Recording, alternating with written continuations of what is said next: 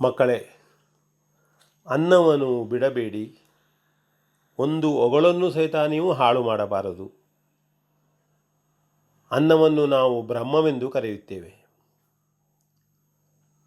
ಜಗತ್ತಿನಲ್ಲಿ ಅದೆಷ್ಟೋ ಜನರು ಒಂದು ತುತ್ತು ಕೂಳಿಗಾಗಿ, ಒಂದು ತುತ್ತು ಅನ್ನಕ್ಕಾಗಿ ಹಪಹಪಿಸುತ್ತಿದ್ದಾರೆ, ಕಣ್ಣೀರು ಹಾಕ್ತಾ ಇದ್ದಾರೆ. ಅದನ್ನು ದೊರಕಿಸಿಕೊಳ್ಳುವುದಕ್ಕಾಗಿ ಪ್ರಯತ್ನ ಮಾಡ್ತಾ ಇರ್ತಾರೆ. ಒಂದು ತುತ್ತು ಅನ್ನ ಸಿಕ್ಕಿದರೆ ಸಾಕು, ಬದುಕುತ್ತೇನೆ ಎನ್ನುವರು ಇರ್ತಾರೆ. ಇಂತಹ ಪರಿಸ್ಥಿತಿಯನ್ನು ನಾವು ಅರ್ಥ ಮಾಡಿಕೊಳ್ಳಬೇಕು.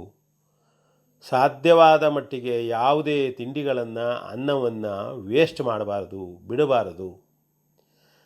ನೀವು ಒಂದು ಕಾರ್ಯಕ್ರಮಕ್ಕೆ ಹೋದಾಗ, ನಿಮ್ಮನ್ನು ಅತಿಥಿಗಳಾಗಿ ಕರೆದಾಗ ನಿಮಗೆ ಅನ್ನವನ್ನು ಅವರು ಸಂತೋಷದಿಂದ ಹಾಕ್ತಾರೆ. ನಾವು ಬೇಕಾದ್ದನ್ನು ಹಾಕಿಕೊಂಡು ತಿನ್ನಬಹುದು, ಉಣ್ಣಬಹುದು, ಹೊಟ್ಟೆ ತುಂಬ ಊಟ ಮಾಡಿ. ಆದರೆ ಬಿಟ್ಟು ಬರುವ ಅಭ್ಯಾಸ ಮಾಡಬೇಡಿ, ಹಾಳು ಮಾಡುವ ಅಭ್ಯಾಸ ಮಾಡಿಕೊಳ್ಳಬೇಡಿ.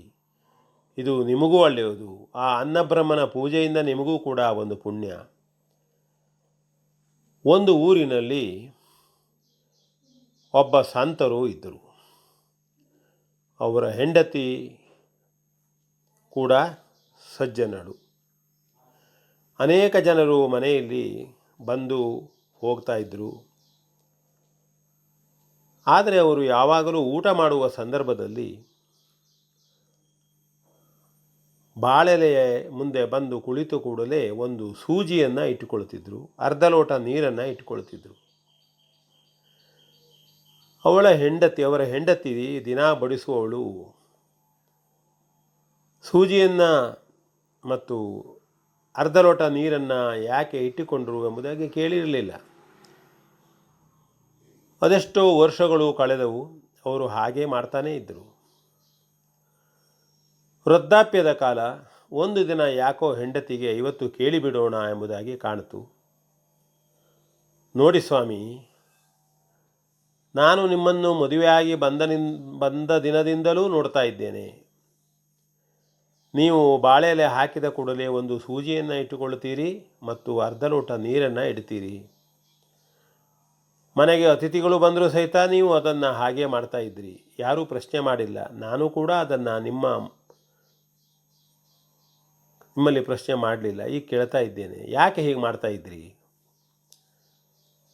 ಆಗ ಅವರು ಹೇಳ್ತಾರೆ, ನೋಡು, ಅನ್ನ ಎನ್ನುವಂಥದ್ದು ಪೂಜನೀಯವಾದಂಥದ್ದು. ಅದೊಂದು ಅನ್ನ ಬ್ರಹ್ಮವೆಂದು ನಾವು ಕರೆಯುತ್ತೇವೆ. ಅನ್ನವನ್ನು ಹಾಳು ಮಾಡಬಾರದು.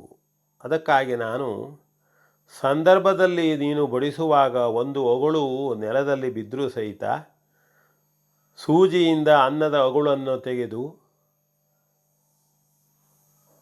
ಲೋಟದಲ್ಲಿದ್ದಂತಹ ನೀರಿನಿಂದ ತೊಳೆದು ಊಟ ಮಾಡಬೇಕು ಎನ್ನುವ ದೃಷ್ಟಿಯಿಂದ ಅದನ್ನು ಇಟ್ಟುಕೊಂಡಿದ್ದೆ. ಆದರೆ ನೀನು ಸಹಿತ ನನ್ನ ಹೆಂಡತಿಯಾಗಿ ಅದನ್ನು ಅರ್ಥ ಮಾಡಿಕೊಂಡವಳಾಗಿ ಇದುವರೆಗೂ ಅನ್ನವನ್ನು ಹಾಳು ಮಾಡಲಿಲ್ಲ, ವೇಸ್ಟ್ ಮಾಡಲಿಲ್ಲ. ಹಾಗಾಗಿ ನಿನಗೆ ನಾನು ಅದನ್ನು ತೋರಿಸುವ ಸಂದರ್ಭವೇ ಬಂದಿಲ್ಲ ಎಂಬುದಾಗಿ ಹೇಳಿದಾಗ ಹೆಂಡತಿಗೆ ಆಶ್ಚರ್ಯ. ಓಹೋ, ಇಷ್ಟು ಮಹತ್ವವನ್ನು ನೀವು ಕೊಟ್ಟಿದ್ದೀರಿ. ನನ್ನ ಮನಸ್ಸಿನಲ್ಲೂ ಅದನ್ನು ತಾನು ಇಟ್ಟುಕೊಂಡಿದ್ದೇನೆ. ನೋಡಿರಿ, ಸುಸಂಸ್ಕೃತರಾದಂಥವರು, ಸಜ್ಜನರಾದಂಥವರು ಹಾಗೆ ಇರ್ತಾರೆ. ಇದನ್ನು ನಾವು ಕೂಡ ತಿಳಿದುಕೊಳ್ಳಬೇಕು. ಅನ್ನವನ್ನು ಯಾರೂ ಹಾಳು ಮಾಡಬಾರದು. ಸಾಧ್ಯವಾದ ಮಟ್ಟಿಗೆ ಹಾಳು ಮಾಡದೇ ಇರುವಂತೆ ಇನ್ನೊಬ್ಬರನ್ನೂ ಕೂಡ ನಾವು ಪ್ರೇರೇಪಿಸಬೇಕು ಅಂತ ಹೇಳ್ತಾ, ವಿ ಎನ್ ಭಾಗವತ್, ಬರಬಳ್ಳಿ.